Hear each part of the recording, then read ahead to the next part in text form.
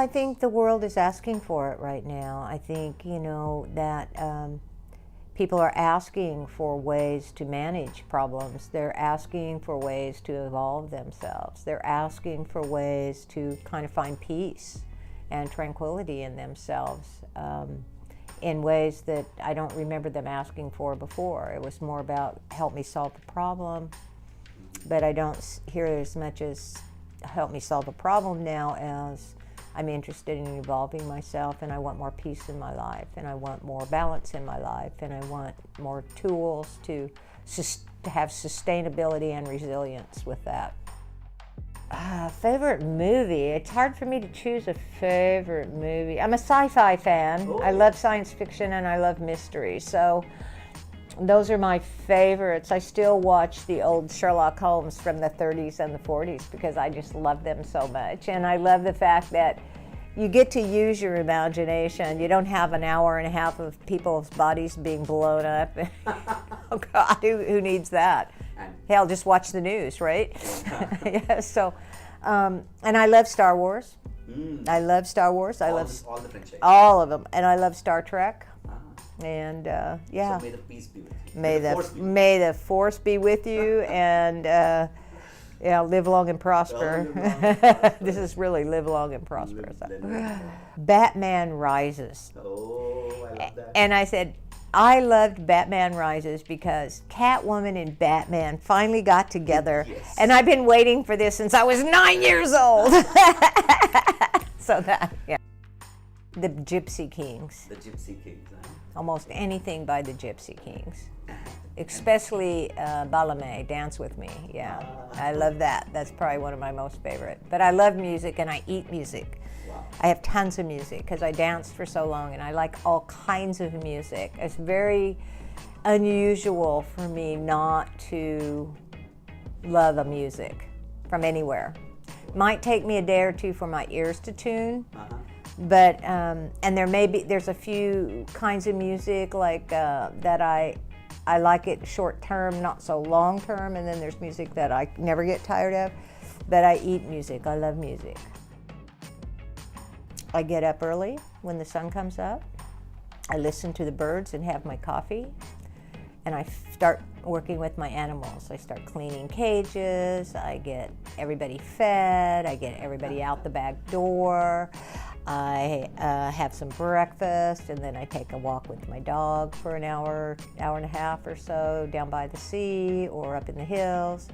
And then I pick my granddaughter up at school. And wow, you're very hands-on. Yeah, I have a life. I pat the bunny. I work in the garden. I pick fruit. Well, I would say use it. As my son says, I don't know what my use by date is, but I'm using it.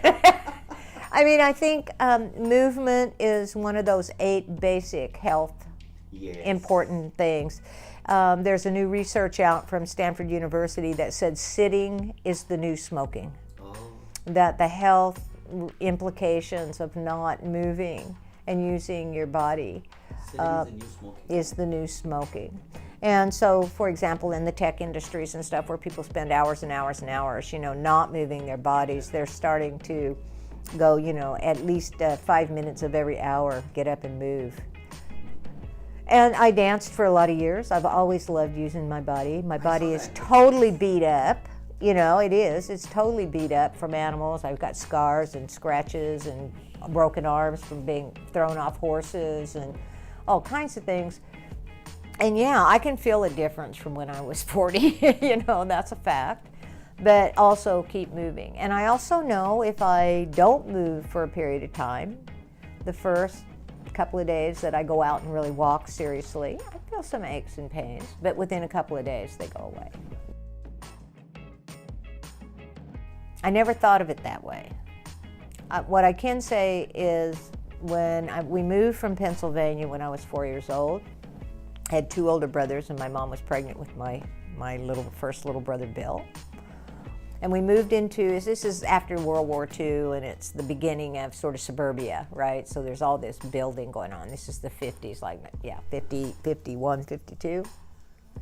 And we moved into this new little house in this new little section. You know, I think my parents' house was $8,200. Oh. This was in it was a brand new 3-bedroom house.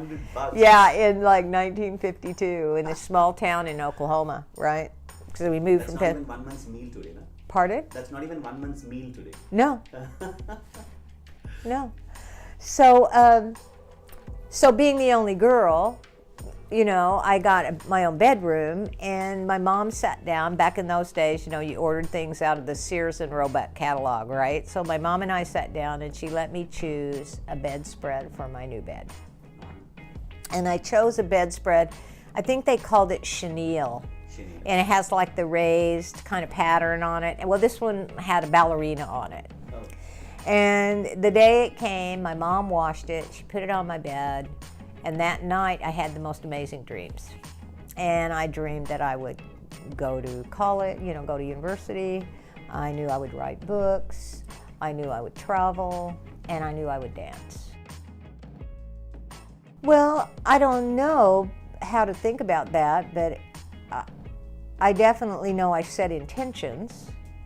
And once you set intentions, then it brings your awareness to places in the world, you know, where those things are available. If I have a different frame, I may not see those things. So beliefs are very tight frames, very small, very strong, and very black and white, and they define sort of the landscape, where I can go, where I can't go, what I can learn, what I can't learn, what's worth knowing, what's not worth knowing. All of that, all of those beliefs are like the glue that hold my map or landscape in a certain way. And because they're really tight and really small, I think about, and they only look for information in the world that supports them. They don't look for counterexamples. They're not built to do that. So the more we open up our maps, the more we'll be able Yeah, to the more we open up and notice what's in the world, everything's there. Yeah. But you can't see what you can't see. Everything that you can't see looks the same, as John Grinder used to say. Oh, Mahatma Gandhi, make your life your message. And what's the message of your life? Hopefully What would it peace be? and tranquility, connection, you know. And I see that in your whole being.